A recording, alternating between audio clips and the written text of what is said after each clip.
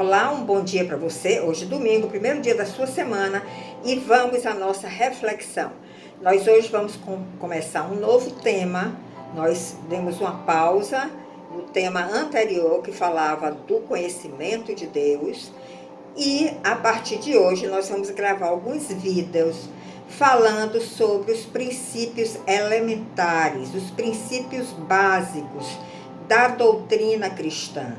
Você que já é cristão, você que já está caminhando com Cristo, talvez você não tenha se aprofundado muito nesses princípios que são elementares, são básicos. Então aqui nós vamos dar uma profundidade um pouco maior. E vamos ler o que está escrito em Hebreus, carta aos Hebreus, capítulo 6, de 1 a 3. A recomendação do autor dessa carta, que alguns sugerem, talvez a maioria, que seja Paulo, ele recomenda algo para os hebreus, os judeus que foram convertidos ao cristianismo, mas que ainda estavam presos aos seus rituais lá da antiga aliança, e isso estava impedindo que eles avançassem na sua caminhada. Então Paulo deixa essa recomendação. Portanto, deixemos de lado os ensinamentos básicos a respeito de Cristo e sigamos em frente, alcançando a maturidade em nosso entendimento. São esses ensinamentos básicos que Paulo está se referindo, que nós vamos nos aprofundar um pouco mais aqui. Mas Paulo está dizendo, se vocês não entenderem isso, vai ser difícil vocês alcançarem uma maturidade espiritual. E Paulo diz, certamente não precisamos lançar novamente os alicerces, porque ele chama esses fundamentos básicos da doutrina de Cristo como o alicerce que vai suportar a edificação que nós vamos construir, referindo-se à nossa vida espiritual.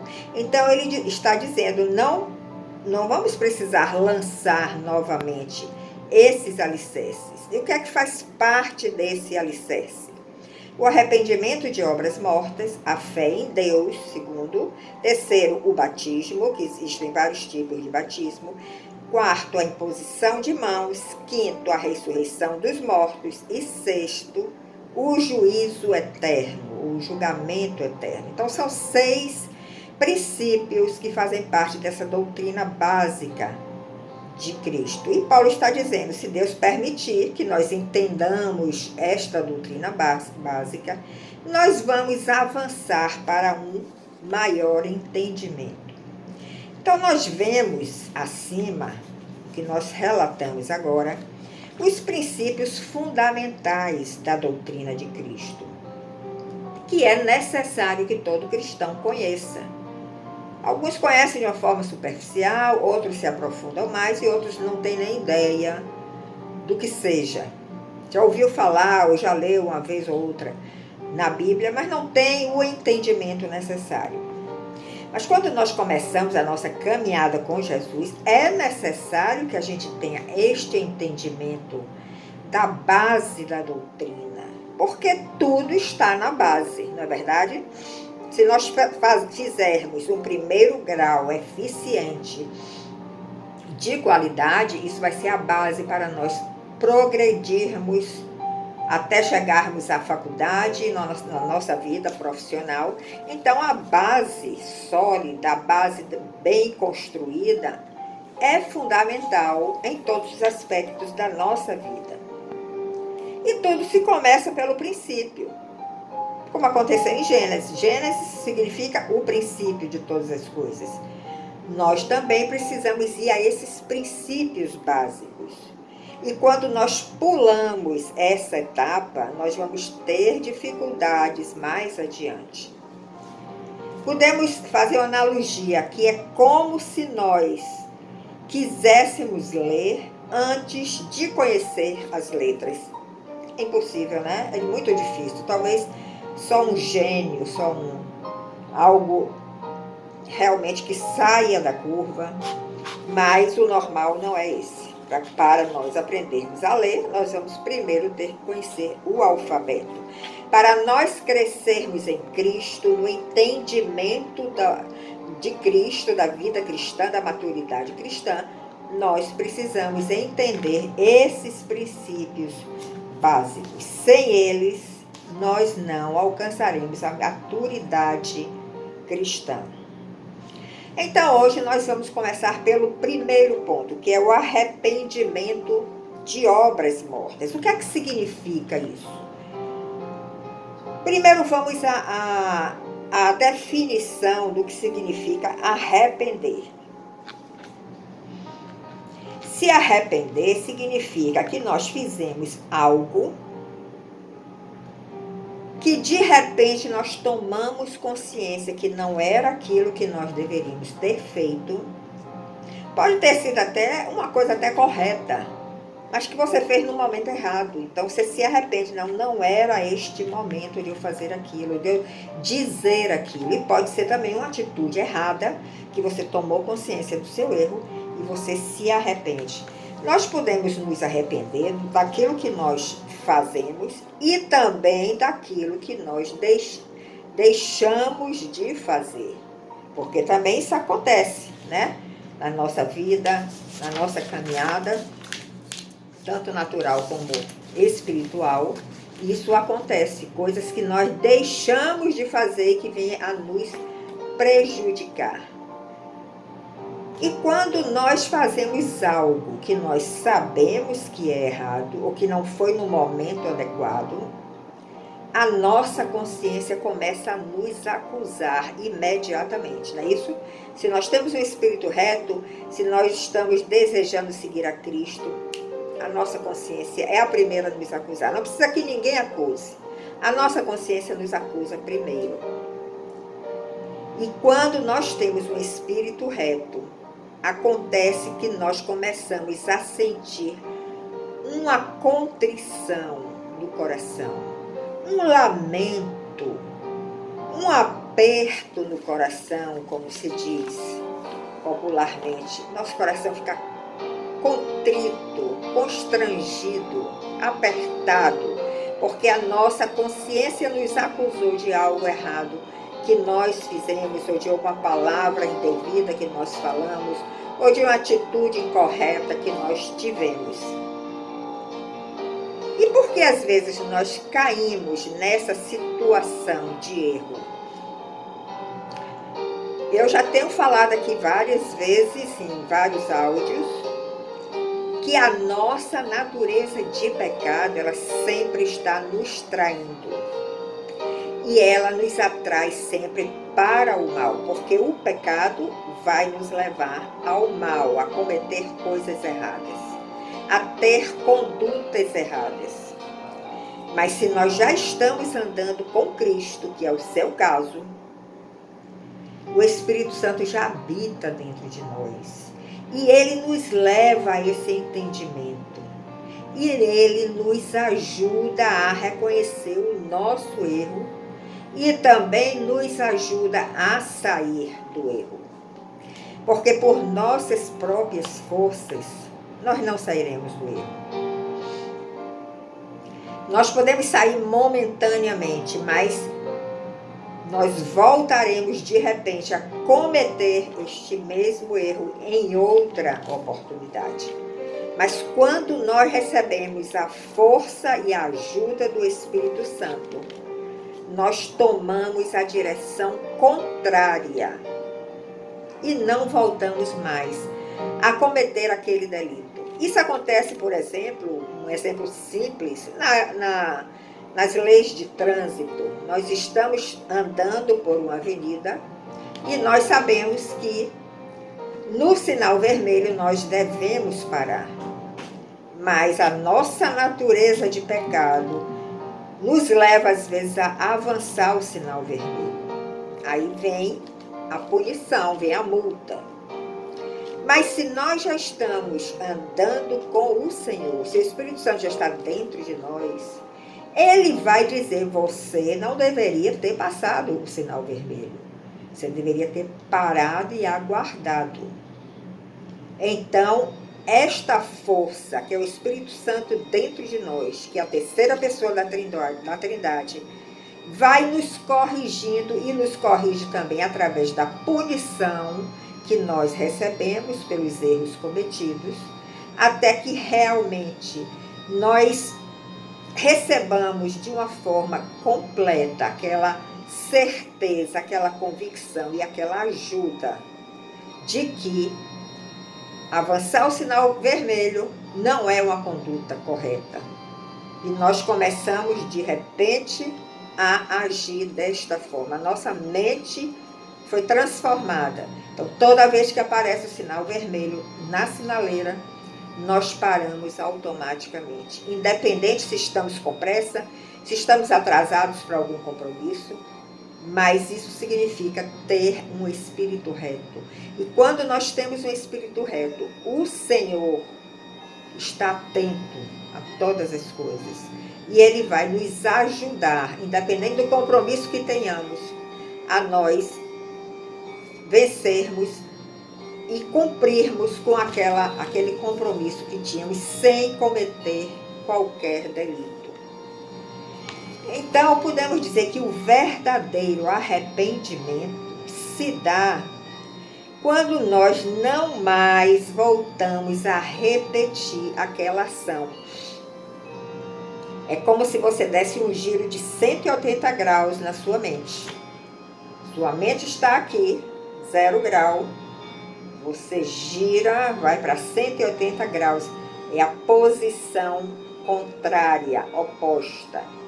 Nós precisamos trabalhar nossa mente para sempre ela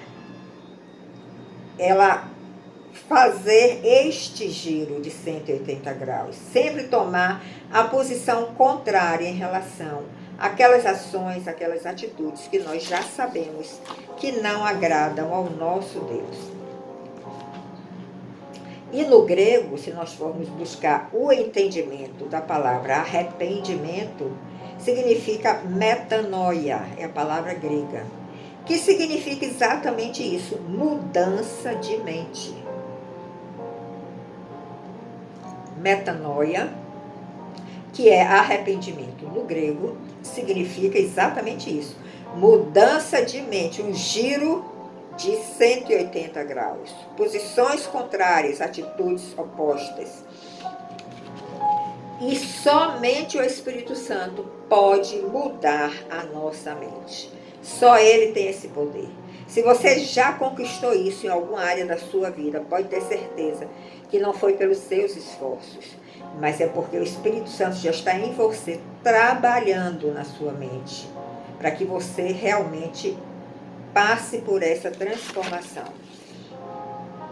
Então, lá no livro de Hebreus, nós vemos que o contexto deste livro é, como eu já disse, aqueles judeus que tiveram a revelação de Jesus Cristo como seu Messias, se converteram ao cristianismo, mas estavam muito presos, muito apegados à antiga aliança, aos rituais cerimoniais, a toda aquele ritual que eles faziam, que era uma sombra da vinda de Cristo.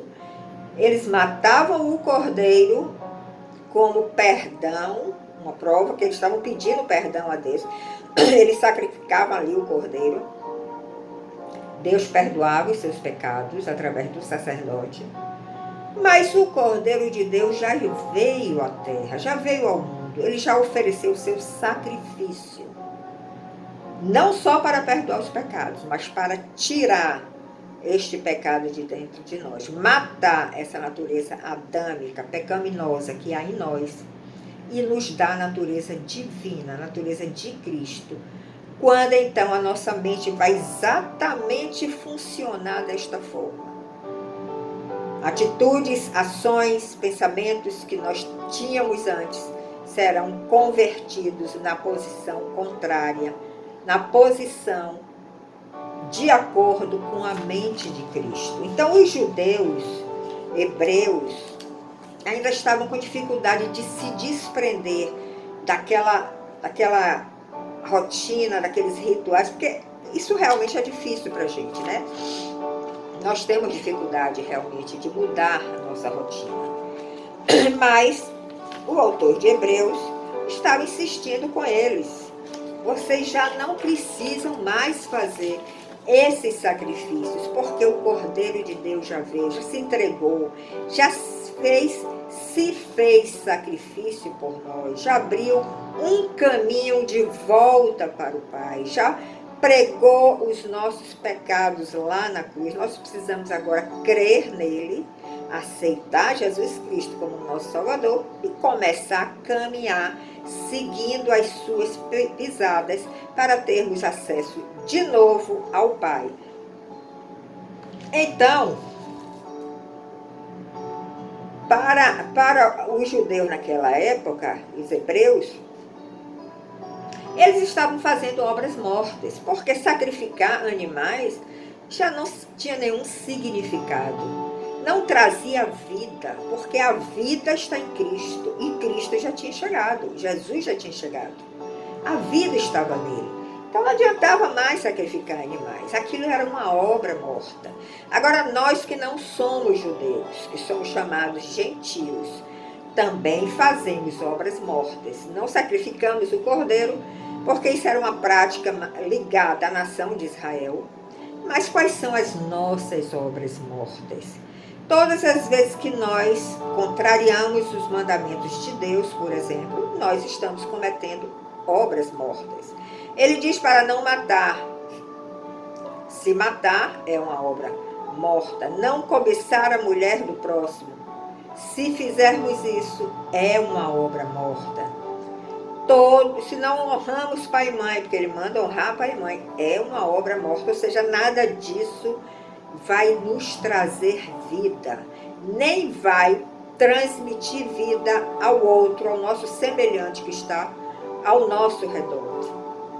Se mentimos, se desobedecemos, se respondemos mal aos nossos pais, ou a qualquer governante, ou a qualquer pessoa que esteja acima de nós de uma forma hierárquica, professores, pastores, ministros de Deus, nós estamos fazendo obras mortas. Porque Jesus nunca fez isso e Jesus nunca fará isso em tempo algum. Porque nele existe a mansidão, nele existe o respeito, a fidelidade, a paz. Então ele nunca cometeu nenhuma dessas ações. Nele existe a vida.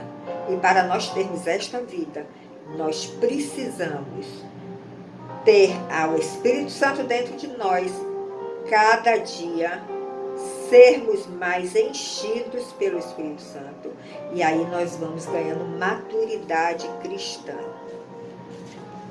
Uma outra coisa que a Bíblia nos chama a atenção é que nós somos tardios em ouvir. E quando nós somos tardios em ouvir, nós temos uma probabilidade muito maior de cometermos obras mortas.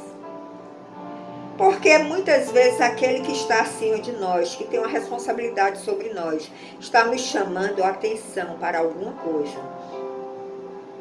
E nós não lhe damos a devida atenção, não ouvimos, não obedecemos o que ele está falando, nós iremos, por desobediência, que é um pecado, cometer obras mortas. Então, nós somos tardios em ouvir, por isso estamos sempre errando o alvo. Quando somos tardios em ouvir, nós vamos ter uma possibilidade muito grande de errar sempre o alvo e continuar pecando e continuar produzindo obras mortas. Mas qual é o nosso tópico aqui? O arrependimento de obras mortas. Precisamos nos arrepender das obras mortas, nos prostrarmos diante de Deus, pedir perdão e que a força do Espírito Santo que há em nós, pedir para que Ele nos transforme a nossa mente. Porque quando a nossa mente é transformada, as nossas ações são transformadas, as nossas atitudes são transformadas, as nossas falas são transformadas, as nossas palavras são mudadas. Nós não vamos mais ofender. Nós vamos dar palavras de ânimo, de paz, de alegria, de amor. Então, ser tardio no falar, que é uma característica da natureza pecaminosa que há em nós, sempre nos vai levar a obras mortas. Então, nós precisamos realmente buscar esse espírito de arrependimento. Porque o arrependimento é um espírito. Precisamos entender isso. O arrependimento não está dentro de nós como uma coisa que nós podemos sacar na hora que nós quisermos. Não, eu me arrependo. Eu me arrependo disso. Eu tenho consciência que eu errei, eu me arrependo. Não é assim que funciona. O arrependimento é um espírito mandado por Deus. Se chama espírito de arrependimento. E você não vai conseguir tirar isso de dentro da sua natureza adâmica. Você vai ter que se prostrar diante do Senhor e clamar pelo espírito de arrependimento. E quando Ele manda esse espírito de arrependimento, então vem realmente aquele pesar no nosso coração, aquela contrição, aquele desejo de não mais errar. E aí nós vamos pedir ao Espírito Santo que Ele sempre nos fortaleça nos momentos de fraqueza, para que nós não caiamos de novo naquele erro. E se nós vamos tendo essa atitude, pouco a pouco a nossa mente vai sendo transformada. Vai saindo do ponto 0 para o ponto 180. Um giro de 180 graus, que é algo contrário, algo diametralmente contrário, oposto. E começamos então a ter a mente de Cristo. Então as nossas ações vão começar a ser muito mais ações parecidas, iguais a que Cristo, a que Jesus sempre teve aqui, quando esteve aqui na Terra, porque a nossa mente está sendo transformada. O pecado está sendo arrancado de dentro de nós, porque nós já dissemos aqui que Jesus se ofereceu como sacrifício vivo, não só para perdoar os nossos pecados, mas para tirar o pecado de dentro de nós.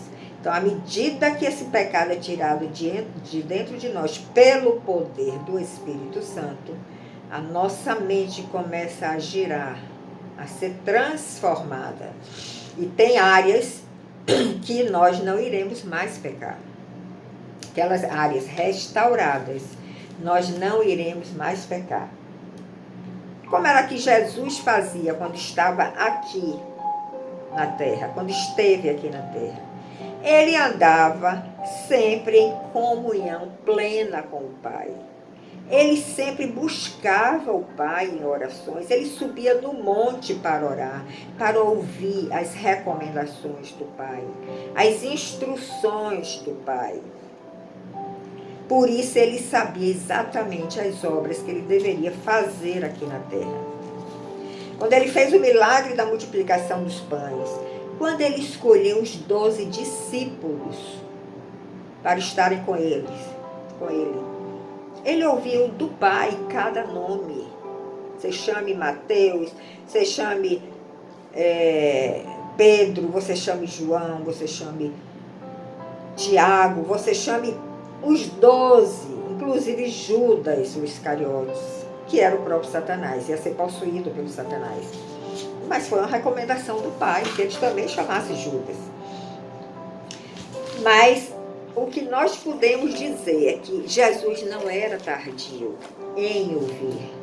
Nós devemos ser tardio em falar, porque como nós temos a natureza de pecado, muitas vezes nós nos apressamos em falar e ofendemos o outro e cometemos obras mortas. Mas não devemos ser tardios em ouvir. Lembre a parábola do filho pródigo, que não ouviu ao seu pai, que se rebelou contra o seu pai. Resolveu sair de casa, levar a vida que ele queria. Pegou toda a sua herança e o pai deu para ele. Vá, meu filho, viva as suas experiências e depois veja se realmente valeu a pena. Mas quando o filho pródigo gastou toda a sua herança, caiu na miséria, num estado miserável, de comer inclusive com os porcos, ele se lembrou que na casa do seu pai, até os servos comiam na mesa, e ele estava ali comendo com os porcos. Então ele caiu em si. A consciência dele começou a acusar ele. Começou a lembrar a vida que ele tinha antes e a vida que ele estava vivendo. E aí ele buscou esse espírito de arrependimento, voltou para a casa do seu pai, pediu perdão das suas obras mortas e foi recebido com grande festa pelo seu pai. E o nosso Pai Celestial, aí a figura do nosso Pai Celestial, ele também está de braços abertos, preparando uma grande festa. Todas as vezes que nós caímos em nós, se você cai em si, que cometeu algo errado, e você busca o espírito de arrependimento, e você pede o perdão a Deus, Ele vai lhe perdoar, e Ele vai abrir os braços para te receber novamente. Em Provérbios 28, 13, tem uma recomendação muito importante que nós precisamos refletir. E diz o seguinte: quem oculta seus pecados não prospera.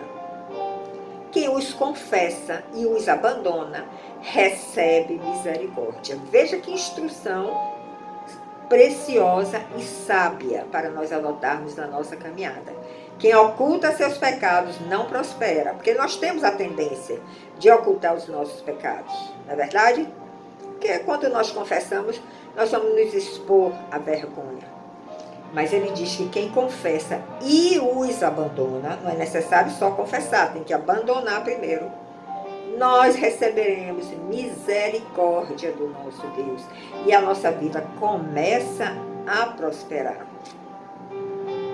Muitas vezes nós temos consciência que nós pecamos, mas o nosso orgulho, que é próprio da nossa natureza adâmica, prefere esconder aquele erro do que confessar. E aí a nossa vida começa a ficar sendo travada, nós não prosperamos, porque nós estamos ocultando o pecado. Mas a recomendação divina é: confesse seu pecado, não oculte e abandone ele. E você vai conseguir abandonar o seu pecado com a ajuda do Espírito Santo. E você vai conseguir, através desta ajuda, a mudar a direção da sua vida, a mudar a sua mente, a mudar a sua atitude. Você vai começar a experimentar uma metanoia, um arrependimento. Mas busque esse espírito de arrependimento, porque ele não está dentro de nós. Nós precisamos buscar do Senhor, do Pai. E se nós buscarmos com o espírito reto, com o coração contrito, com certeza Ele vai te mandar. Ele não vai nem tirar as consequências, você vai sofrer as consequências dos seus atos. Mas Ele vai te mandar o espírito de arrependimento. Você vai pedir perdão a Ele. E Ele vai fazer com que você não caia mais naquele erro. Esse é o primeiro vídeo da nosso novo tema, que são os princípios elementares da doutrina de Cristo. Estamos no tópico 1, o arrependimento de obras mortas. Não fechamos ainda esse tópico. No próximo domingo vamos dar continuidade ainda neste tópico, o arrependimento de obras mortas, para nós tomarmos consciência plena de que somos sim pecadores, temos uma natureza de pecado dentro de nós. E precisamos da ajuda do Espírito Santo, precisamos da ajuda do Senhor para sermos transformados e que Ele tire de nós essa natureza de pecado e nos dê a sua natureza divina que nunca peca. Muito obrigado pela sua audiência, compartilhe este vídeo, deixe seu like, ouça em família, isso é muito bom para os jovens ter esse entendimento. E no próximo domingo nós nos encontraremos. Até lá!